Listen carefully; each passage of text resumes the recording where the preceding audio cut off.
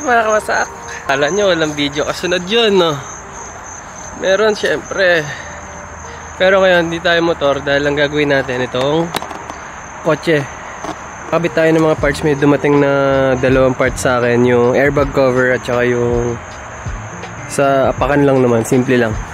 So ito yung kotse natin, pinalit natin dun sa 370Z. So Audi siya na yan, basic lang, turbo. Pero ang gagawin natin ngayon, pangit naman ni Bella, oh. Jejemon yung may-ari. Nilagyan ng mga peking carbon na sticker. Kita nyo ba? Yan. Yan, tapos may mga dumi-dumi pa. So, umorder ako. Dumating na siya kanina. So, ito, papalitan natin yung airbag cover. So, papalit natin dyan is ito. Diba? Mas pogi. Mas mukhang bago siya tignan. Ito kasi parang ano ni, gulpi na. So, di ko alam kung paano gawin to, pero tirahin natin.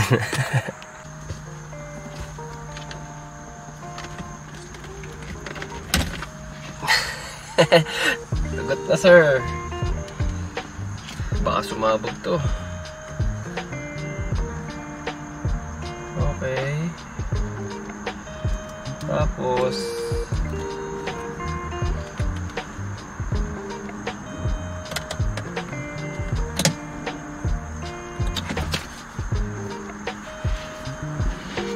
puro clips.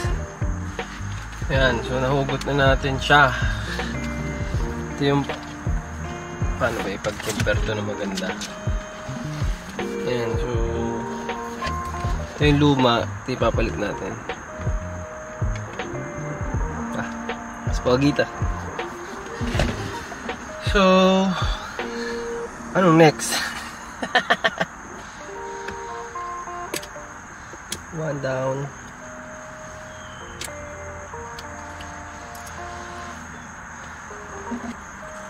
Sa panahon ngayon, YouTube na lang. YouTube is the key. So, kahit wala kang alam, basta may tools ka, YouTube na lang, sir.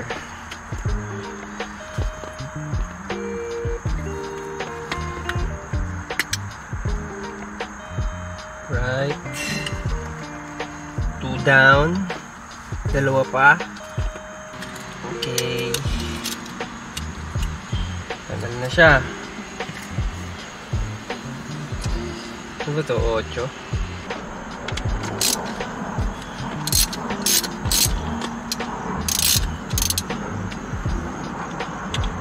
Yan. So, pakita ko sa inyo yung ginagawa ko. Ayan, o. Itong apat na, eto mga spring na to. Ito. Yan, ito yung tinanggal ko dito. 4 yan. Paikot. Tapos may tornilyo siya, 8 sa loob. Yun yung kinakana natin ngayon. Wala eh. Ewan ko, interesado kayo sa mga ganito. Ito lang kasi ginagawa ko dito eh. So yun, tanggal na tong ilalim. Kailangan ko lang tandaan yung orientation. So ganito ang salpak.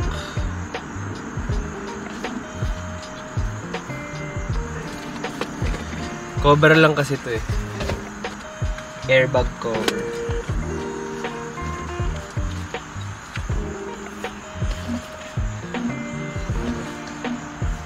Airbag dito.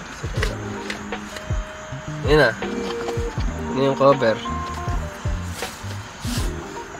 Tapos yung itsura ng airbag sa loob.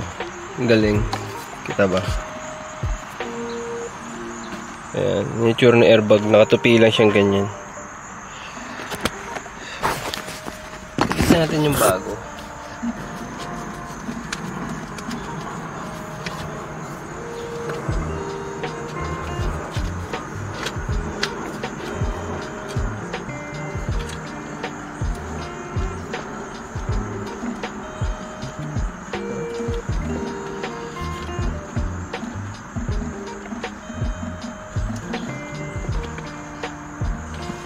Yung kaha ng R6 pala inuwi ko. So, gagawin ko yon kasi may mga crack eh. Tsaka pipinturahan. So, bibidyo ko rin yun. Pati yung pagbuo ng R6. Tsaka, yung track day, syempre. Lumalamig na dito ngayon. So, ano na, konti na lang yung mga track day. Syempre kasi pag malamig, delikado mag track day, malamig yung kalsada. Di ganong makapit yung mga gulong. Kahit naka-tire warmer ka. Mainit pa rin naman siya, pero syempre iba yung, 'di ba? Mainit yung kalsada.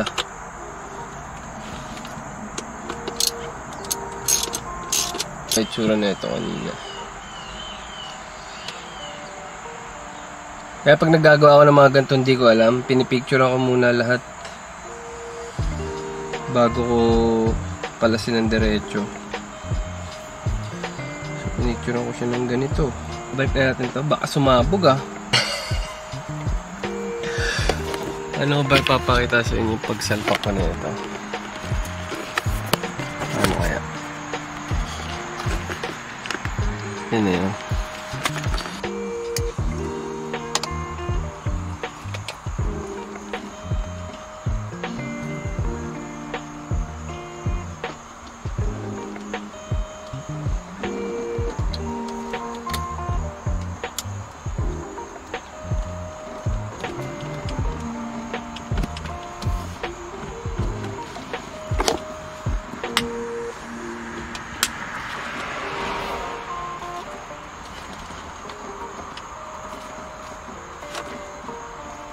Parang mahigpit ah.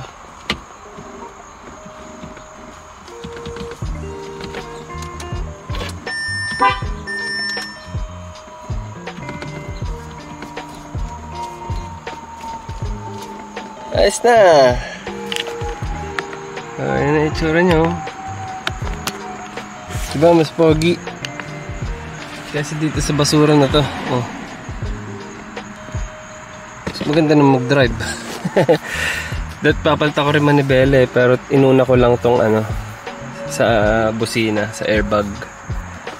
Hanap ako ng manibela na ano. Pangit na rin manibela kasi. Pero okay pa naman siya. Tsura. Diba pogi? Lang. Ito yung isang binili ko. OEM na S-Line.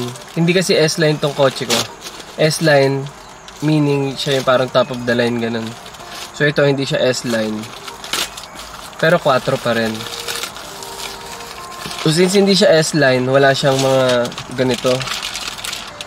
Mga cover na ganito sa apakan. Ito sa preno, ganun. Preno gas. So basic lang to, kakabit ko lang. Ano ko ba ito kayo nakakabit? Tatanggalin ko pa ba yung ano?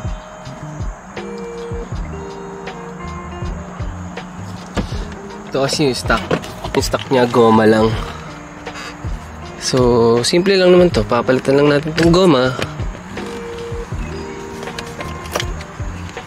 ng hindi goma.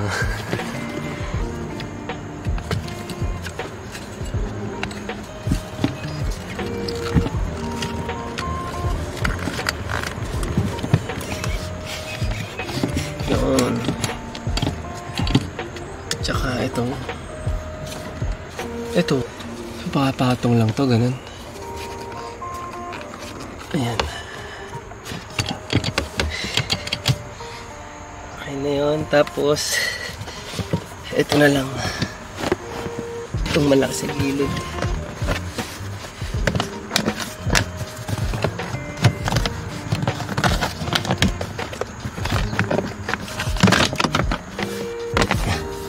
Papalit natin dito sa plastic. Nagpo siya tinanggal, di ba? So ganito din ito ikakabit.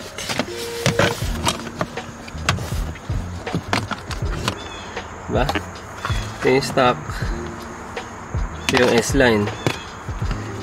Same din dito. Stock S-Line. Okay na, sir.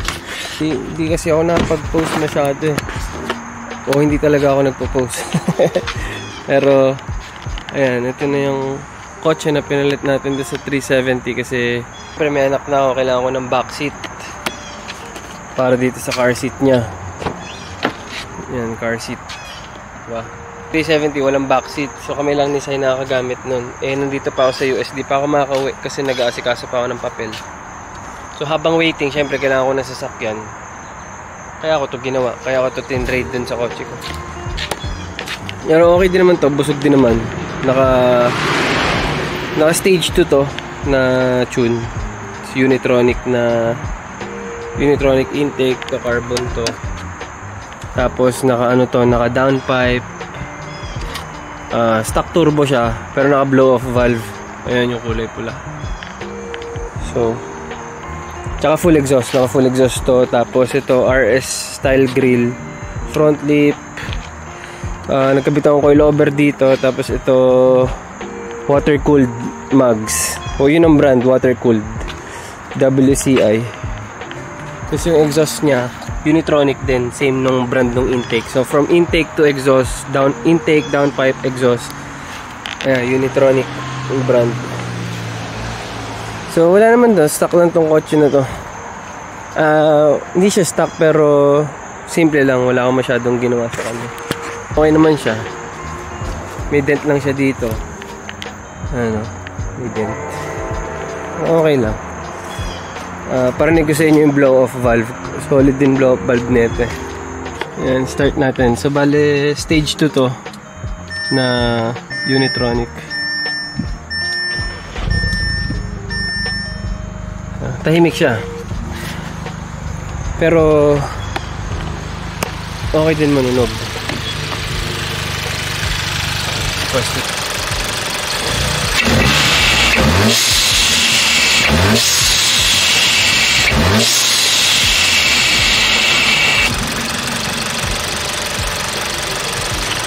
turbo noises. Ito sa exhaust.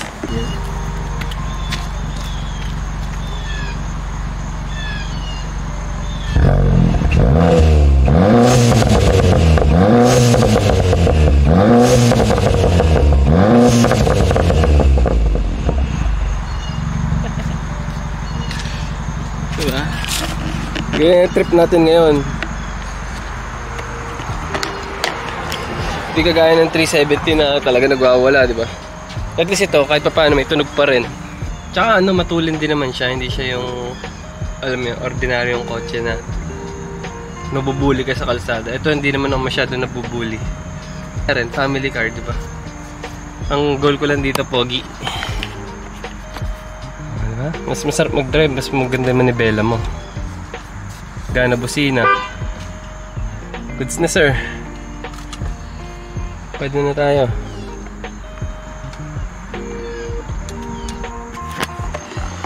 Hindi ko alam kung gaano kahaba itong video na gawa ko, tsaka kung may kwenta to, pero at least diba nag-video ako, nag-upload ako. Kasi kahit pa paano may naghihintay pa rin naman ng mga upload ko eh. Kikita ko sa mga comment. Shoutout sa inyo sa mga naghihintay ng upload ko. Sana lang matuloy yung track day namin nila Boss Carl, nila Daddy Kenneth. Para, alam mo yun, makapag-video tayo ulit ng ganun bago ako umuwi ng Pilipinas. Kasi sayang, andito na ako eh. Diba? So, yun. Short video lang tama ako. Hanggang dito na lang muna. Babalikan ko na lang kayo kapag gagawin ko na yung fairings ng R6. Tsaka mag-video na ako ngayon kahit hindi motor yung mga nangyayari lang dito. Bibidyoan ko na rin. Kasi, wala. Memories lang din, di ba? Kasi tingnan nyo yung mga video ko dati. Kung hindi ko binidyohan nyo, hindi ko na mapapanood. Hindi na natin mababalikan yung mga trip namin dati, diba? Sayang nga hindi ko na videohan tong Audi nung kinuha ko, tsaka nung ginawa ko yung mga konting parts. Kasi sabi ko, kotse to eh, baka hindi naman panoorin. Okay lang kahit di panoorin. At least na-update kasi nangyayari. So goods na, sir.